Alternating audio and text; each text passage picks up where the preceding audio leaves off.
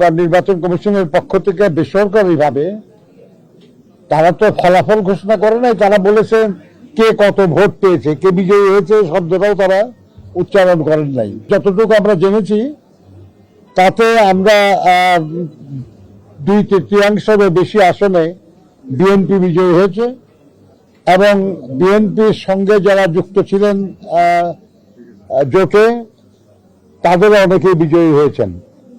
কাজে আমরা মনে করি যে এর মাধ্যমে জনগণ আগামী 5 বছর বাংলাদেশের জনগণের কল্যাণের দায়িত্ব তারা বিএনপি এবং বিএনপির নেতা জনাব তারেক রহমানের উপর অর্পণ করেছেন। আদালত এই ব্যাপারে সিদ্ধান্ত যখন দিবে, নির্বাচন কমিশন তখন এই ফলাফল আনুষ্ঠানিকভাবে ঘোষণা করবেন এবং গেজেট প্রকাশ করবেন। আর এই 2-3 ছাড়াও বিএনপি সরকার গঠনের কোনো অসুবিধা নেই। কেউ কারোর বিরুদ্ধে কোনো অভিযোগ করলে সেটা প্রমাণের দায়িত্ব তার উপরই বর্তায়।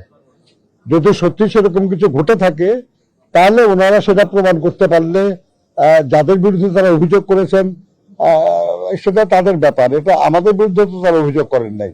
আল্লাহ অসীম মেহেরবানি যে এর আগের অনেক নির্বাচনে আরো অনেক বেশি প্রাণহানি হয়েছে, অনেক বেশি ক্ষতিগ্রস্ত হয়েছে মানুষ, অনেক বেশি রাষ্ট্রীয় সম্পদ হানি হয়েছে।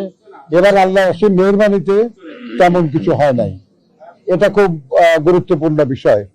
তবে দীর্ঘদিন ভোট না দিতে দিতে ভোট না দেওয়ার যে একটা সংস্কৃতি আমাদের জনগণের মধ্যে গড়ে উঠেছিল সেটা পুরাটা আমরা ফিরিয়ে আনতে পারি নাই।